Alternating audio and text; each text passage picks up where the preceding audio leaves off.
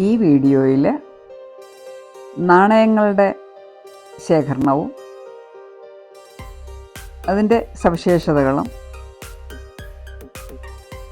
നാണയ ശേഖരണത്തിൻ്റെ ഉപയോഗങ്ങളും അതുമായിട്ട് ബന്ധപ്പെട്ട വിഷയങ്ങളുമാണ് ഉൾപ്പെടുത്തിയിട്ടുള്ളത്.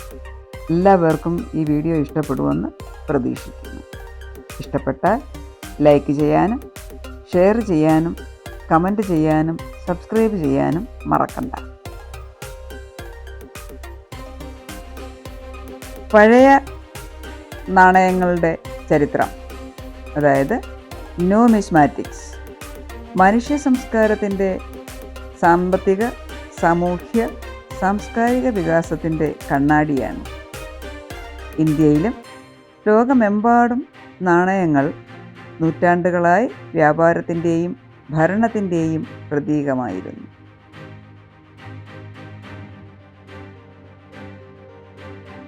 ഇന്ത്യയെ കേന്ദ്രീകരിച്ച് പഴയ നാണയങ്ങളുടെ ചരിത്രം ലളിതമായി വിവരിക്കാം. പ്രാചീന കാലഘട്ടം BC 6-ാം നൂറ്റാണ്ട് മുതൽ ആദ്യകാല നാണയങ്ങളെപ്പറ്റി നമുക്കൊന്ന് നോക്കാം. ലോകത്തിലെ ആദ്യത്തെ നാണയങ്ങൾ ലിഡിയയിൽ, അതായത് ഇന്നത്തെ തുർക്കിയിൽ BC 7-ാം നൂറ്റാണ്ടിൽ ഇലക്ട്രം, അതായത് സ്വർണം, വെള്ളി, സങ്കര ലോഹം ഉപയോഗിച്ച് നിർമ്മിച്ചു. ഇന്ത്യയിൽ BC 6-ാം നൂറ്റാണ്ടിൽ പഞ്ച് മാർക്ക്ഡ് നാണയങ്ങൾ പ്രത്യക്ഷപ്പെട്ടു. ഇവ വെള്ളിയിൽ നിർമ്മിച്ചവയാണ്. ശതമാന എന്നും അറിയപ്പെട്ടു. ഈ നാണയങ്ങൾ മഹാജനപദ കാലഘട്ടത്തിൽ, അതായത് മഗധ, കോസല കാലഘട്ടങ്ങളിൽ ഉപയോഗിച്ചിരുന്നു. പല ചിഹ്നങ്ങൾ, സൂര്യൻ, മൃഗങ്ങൾ, ജാമിതീയ രൂപങ്ങൾ തുടങ്ങിയവ അച്ചടിച്ചിരുന്നതിനാൽ പഞ്ച് മാർക്ക്ഡ് എന്ന് വിളിക്കപ്പെട്ടു. അടുത്തത് മൗര്യഗുപ്ത കാലഘട്ടം, BC 4-ാം നൂറ്റാണ്ട് AD 6-ാം നൂറ്റാണ്ട് വരെ.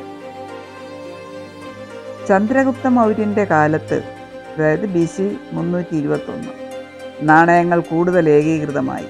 വെള്ളി, ചെമ്പ്, ലോഹസങ്കരങ്ങൾ എന്നിവ ഉപയോഗിച്ചു.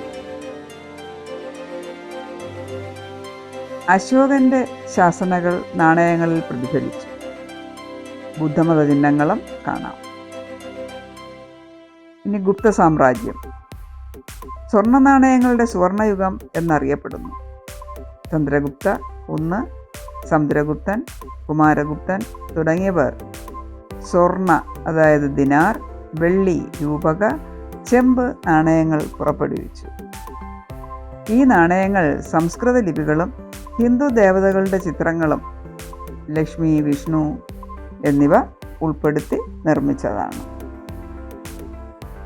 ഇനി മധ്യകാല ഇന്ത്യയിലേക്ക് വന്നാൽ, അതായത് AD 7 മുതൽ 16-ാം നൂറ്റാണ്ടുകൾ വരെ, മുസ്ലിം ഭരണകാലം. ഡൽഹി സുൽത്താനേറ്റിൻ്റെ കാലത്ത് 1206 മുതൽ 1526 വരെ വെള്ളി, തങ്ക, ചെമ്പ്, ജിതൽ നാണയങ്ങൾ പ്രചാരത്തിലുണ്ടായിരുന്നു. അറബി ലിപിയും ഇസ്ലാമിക ചിഹ്നങ്ങളും ഉപയോഗിച്ചു. മുഗൾ കാലഘട്ടത്തിൽ അക്ബർ, ജഹാംഗീർ, ഷാജഹാൻ തുടങ്ങിയവർ സ്വർണ്ണ മൊഹർ, വെള്ളി രൂപ, ചെമ്പ് ദാം എന്നിവ പുറപ്പെടുവിച്ചു. അക്ബറിൻ്റെ നാണയങ്ങൾ മതസൗഹാർദ്ദത്തിൻ്റെ പ്രതീകമായിരുന്നു. ഇലാഹി പോലുള്ള ആശയങ്ങൾ പ്രതിഫലിപ്പിച്ചു. ജഹാംഗീറിൻ്റെ രാശിചക്ര നാണയങ്ങൾ, അതായത് സോഡിയാക് കോയിൻസ് പ്രശസ്തമാണ്. തുടർന്ന് കൊളോണിയൽ കാലഘട്ടം 16 മുതൽ 20-ാം നൂറ്റാണ്ടുകൾ വരെ. പോർച്ചുഗീസ്, ഡച്ച്, ഫ്രഞ്ച് കാലഘട്ടം. കൊച്ചി, ഗോവ, കോഴിക്കോട് തുടങ്ങിയ തീരപ്രദേശങ്ങളിൽ യൂറോപ്യൻ ശക്തികൾ നാണയങ്ങൾ പുറപ്പെടുവിച്ചു. പോർച്ചുഗീസ് റുപ്പിയ, ഡച്ച് ഫനം എന്നിവ കേരളത്തിൽ പ്രചാരത്തിലുണ്ടായിരുന്നു. British India 1835 East India Company silver രൂപ സ്റ്റാൻഡേർഡാക്കി. വിക്ടോറിയ രാജ്ഞി, എഡ്വേർഡ് ഏഴാമൻ, ജോർജ് അഞ്ചാമൻ തുടങ്ങിയവരുടെ ചിത്രങ്ങളുള്ള നാണയങ്ങൾ പ്രചാരത്തിലുണ്ടായിരുന്നു. 1862 പേപ്പർ കറൻസി ആരംഭിച്ചു. സ്വതന്ത്ര ഇന്ത്യ 1950 ആദ്യത്തെ നാണയങ്ങൾ ആരംഭിച്ചു.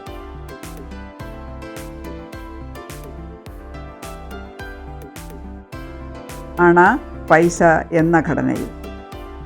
1969 സ്മാരക നാണയങ്ങൾ ആരംഭിച്ചു, അതായത് കമ്മമറേറ്റീവ് കോയിൻസ്. ഗാന്ധി, നെഹ്റു, രവീന്ദ്രനാഥ് ടാഗോർ തുടങ്ങിയവർക്ക് ആദരമായി. 2011 ശേഷം ന്യൂ രൂപ സിംബൽ നാണയങ്ങളിൽ ഉപയോഗിച്ചു. കേരളത്തിലെ നാണയചരിത്രം നോക്കിയാൽ തിരുവിതാംകൂർ, കൊച്ചി. തിരുവിതാംകൂറിൽ ചക്രം, ധനം, കാശ് എന്നിവ ഉപയോഗിച്ചിരുന്നു. കേരളത്തിലെ നാണയചരിത്രം നോക്കാം. തിരുവിതാംകൂറിൽ ചക്രം, ധനം, കാശ് എന്നിവ ഉപയോഗിച്ചിരുന്നു. കൊച്ചി രാജവംശം പുത്തൻ, വെള്ളിധനം എന്നിവ പുറപ്പെടുവിച്ചു. നാണയങ്ങളുടെ സവിശേഷതകൾ. കേരളത്തിലെ നാണയങ്ങൾ പലപ്പോഴും ഹിന്ദു ദേവതകളുടെ ചിഹ്നങ്ങളോ ശംഖ്, ചക്രം, പത്മം തുടങ്ങിയവ ഉൾപ്പെട്ടതോ ആയിരുന്നു. ഇനി നാണയങ്ങളുടെ സാംസ്കാരിക പ്രാധാന്യം.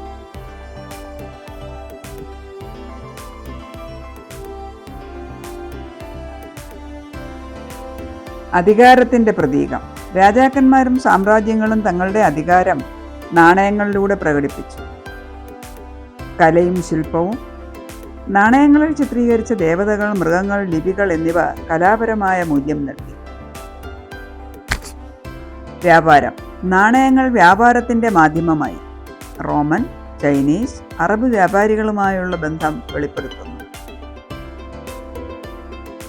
നാണയശേഖരത്തിൻ്റെ ചരിത്രപരമായ മൂല്യം. പഴയ നാണയങ്ങൾ ചരിത്രകാരന്മാർക്കും ഗവേഷകർക്കും ഒരു കാലഘട്ടത്തിൻ്റെ സാമ്പത്തിക, സാമൂഹ്യ വിവരങ്ങൾ നൽകുന്നു. ഉദാഹരണത്തിന്, റോമൻ നാണയങ്ങൾ കേരള തീരത്ത് കണ്ടെത്തിയത് പുരാതന വ്യാപാര ബന്ധങ്ങൾ തെളിയിക്കും. ഇനി നാണയശാസ്ത്രം, അതായത് ന്യൂമിസ്മാറ്റിക്സ്. നാണയങ്ങൾ, ബാങ്ക് നോട്ടുകൾ, മെഡലുകൾ, ടോക്കണുകൾ എന്നിവയുടെ പഠനമാണ് നാണയശാസ്ത്രം.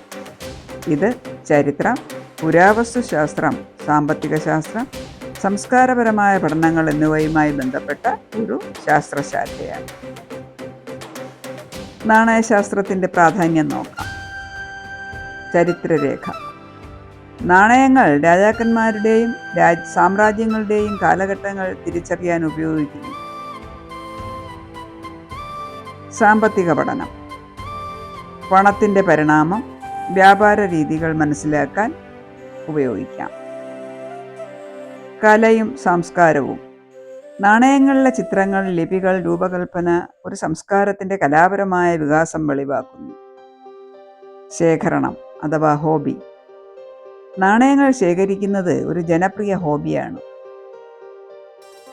ഇനി നാണയശാസ്ത്രത്തിൻ്റെ ശാഖകൾ നോക്കാം. ചരിത്രപരമായ ന്യൂമിസ്മാറ്റിക്സ്. പുരാതന, മധ്യകാല, ആധുനിക നാണയങ്ങളുടെ പഠനം. എക്സോണുമിസ്മാറ്റിക്സ്, അതായത് ലോകത്തിലെ വിവിധ നാണയങ്ങളുടെ താരതമ്യ പഠനം. നോട്ടോഫിലി, ബാങ്ക് നോട്ടുകളുടെ പഠനം. ഇനി മിലിറ്ററി ന്യൂമിസ്മാറ്റിക്സ്, യുദ്ധകാല നാണയങ്ങളും മെഡലുകളും. നാണയങ്ങളുടെ തരങ്ങൾ. പുരാതന നാണയങ്ങൾ, ഉദാഹരണം ഇന്ത്യയിലെ പുരാണ, കാർഷാപണ, റോമൻ ദിനാരി തുടങ്ങിയവ. മധ്യകാല നാണയങ്ങൾ, ഉദാഹരണം ടാങ്ക, മുഗൾ മോഹർ, റുപ്യ. ആധുനിക നാണയങ്ങൾ, ഇന്ത്യൻ രൂപ, ഡോളർ, യൂറോ. ഓർമ്മ നാണയങ്ങൾ, അതായത് കമ്മമറേറ്റീവ് കോയിൻസ്, പ്രത്യേക സംഭവങ്ങൾക്കായി പുറത്തിറക്കുന്നവ. ഉദാഹരണത്തിന് ഒളിമ്പിക്സ്, സ്വാതന്ത്ര്യദിനം. നിർത്തലാക്കിയ നാണയങ്ങളിൽ ഇന്ത്യയിലെ 1 പൈസ, 5 പൈസ മുതലായവ.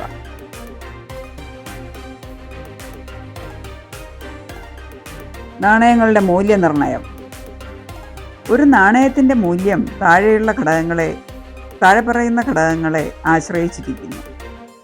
അപൂർവത, അതായത് റേറിറ്റി. കുറച്ച് നാണയങ്ങൾ മാത്രം ലഭ്യമാണെങ്കിൽ അവയുടെ മൂല്യം കൂടുതലായിരിക്കും. നാണയങ്ങളുടെ പ്രായം.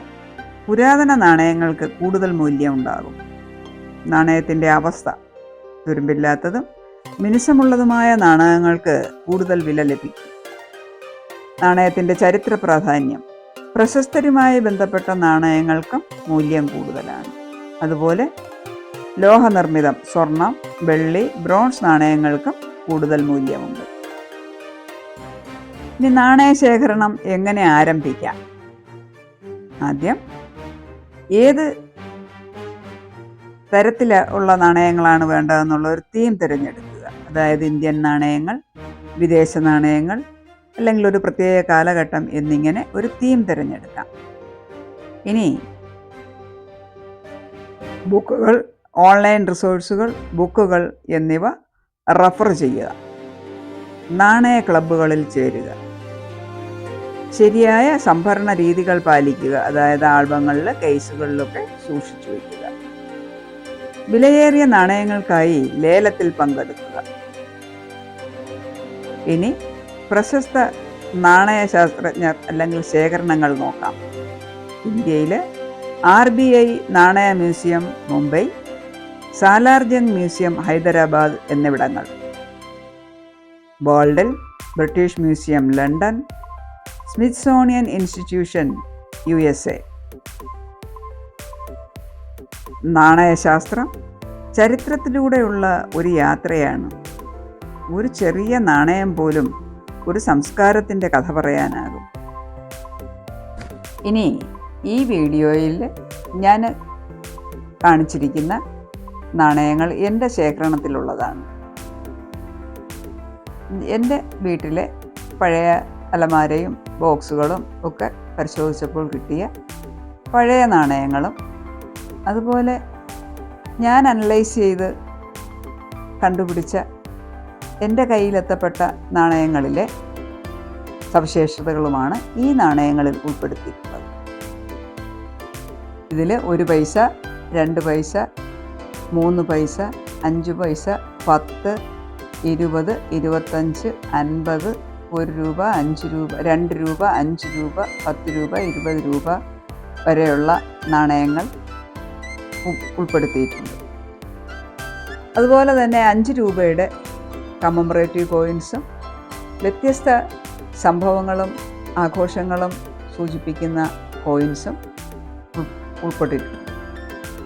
ഇത് എൻ്റെ ഒരു ചെറിയ കളക്ഷനാണ്. ഒരു 500ഓളം നാണയങ്ങൾ മാത്രമേ ഇതിനകത്തുള്ളൂ. അതിൽ എൻ്റെ പ്രായത്തോളം പോന്ന ഒരു കോയിനും ഉണ്ട്. 1963 1 പൈസ. അതിന് മുമ്പുള്ളൊരു കോയിനും ഉണ്ട് കേട്ടോ. 1945 ഒരു തുട്ടും ഇതിനകത്തുണ്ട്. എല്ലാം ഒന്നും എനിക്ക് വിശദമായിട്ട് പറയാൻ അറിയില്ല. എന്നാലും നാണയങ്ങളുടെ വിവിധ മിൻറ്റുകളും പുറപ്പെടുവിച്ച വർഷങ്ങളും അതുപോലെ തന്നെ സവിശേഷതകളും നാണയത്തിൻ്റെ എഡ്ജിലുള്ള പ്രത്യേകതകളും കാലാകാലങ്ങളിലായി മാറി വന്ന ഡിസൈനുകളും ഒക്കെ നമുക്ക് ഈ നാണയങ്ങളിൽ കാണാം. 2 രൂപ നാണയങ്ങളിൽ അശോകചക്രം കൂടാതെ വിവിധ തരത്തിലുള്ള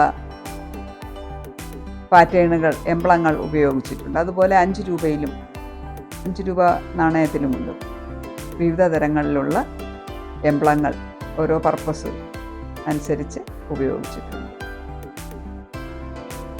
കൂടാതെ ഫോറിൻ നാണയങ്ങളുടെ കുറേ ശേഖരവും എനിക്കുണ്ട്. ഇത് ഞാൻ ഓൺലൈനായിട്ട് വാങ്ങിയതും സുഹൃത്തുക്കൾ യാത്ര പോയിട്ട് വന്നപ്പോൾ തന്നതും എൻ്റെ യാത്രയിൽ ഞാൻ ശേഖരിച്ചതും ഉൾപ്പെടുന്നവയാണ്.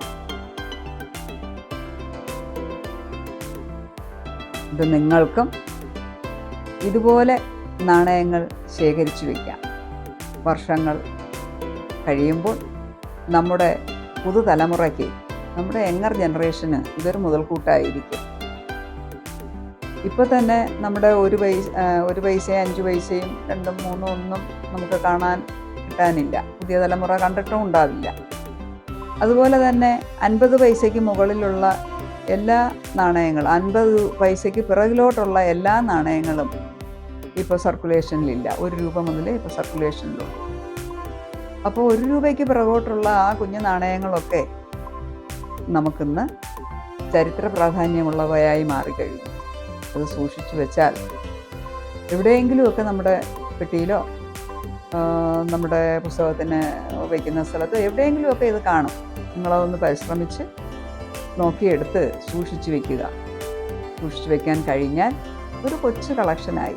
ഒപ്പം ഇപ്പം നമ്മുടെ കൈവശം വരുന്നതിൽ നാണയങ്ങളുടെ ഇയർ നോക്കാം, മിൻറ്റ് നോക്കാം, ആകൃതികൾ നോക്കാം, ഉപയോഗിച്ചിട്ട് അശോകചക്രം കൂടാതെ ഉപയോഗിച്ചിട്ടുള്ള എംബ്ലങ്ങൾ നോക്കാം, അതിൻ്റെ കട്ടി അല്ലെങ്കിൽ അതിൻ്റെ വെയ്റ്റ്. ഈ നാണയങ്ങൾക്ക് ഓരോന്നിനും ഓരോ പ്രത്യേക വെയ്റ്റ് ഉണ്ട്. ആ വെയ്റ്റ് അനുസരിച്ചാണ് നിർമ്മിച്ചിട്ടുള്ളത്. അത് നോക്കി വയ്ക്കാം. അങ്ങനെ നാണയത്തിൻ്റെ സവിശേഷതകൾ ഉൾപ്പെടുന്ന ഒരു പഠനം, ഒരു അനാലിസിസ് നടത്താം. അതുപോലെ തന്നെ അതൊരു ഹോബിയുമാകും. എന്തായാലും നമ്മൾ നാണയം സർക്കുലേറ്റ് ചെയ്തുകൊണ്ടിരിക്കുകയാണല്ലോ. നോട്ടുകളും സർക്കുലേറ്റ് ചെയ്തുകൊണ്ടിരിക്കുന്നത് നമുക്ക്. കാരണം ഇപ്പോൾ തന്നെ ഡിജിറ്റലായി കഴിഞ്ഞു. അതുകൊണ്ട് തന്നെ ഇനി നാണയങ്ങളും നോട്ടുകളും നമ്മുടെ കയ്യിൽ വന്നെത്തുന്നത് കുറവാണ്. സമീപഭാവിയിൽ അതെല്ലാം നിലയ്ക്കും. അപ്പോഴേക്കും നമ്മുടെ പുതുതലമുറയ്ക്ക്, നമ്മുടെ വരും തലമുറയ്ക്ക് ഒരു സ്വകാര്യ സ്വത്തായി നമുക്ക് മാറ്റാൻ കഴിയുന്ന ഒരു നാണയശേഖരം ഇന്നേ പരിശ്രമിച്ചാൽ നമുക്ക് എല്ലാവർക്കും കയ്യിൽ കരുതാം. അതിന് വലിയ എഫേർട്ടൊന്നും വേണ്ട.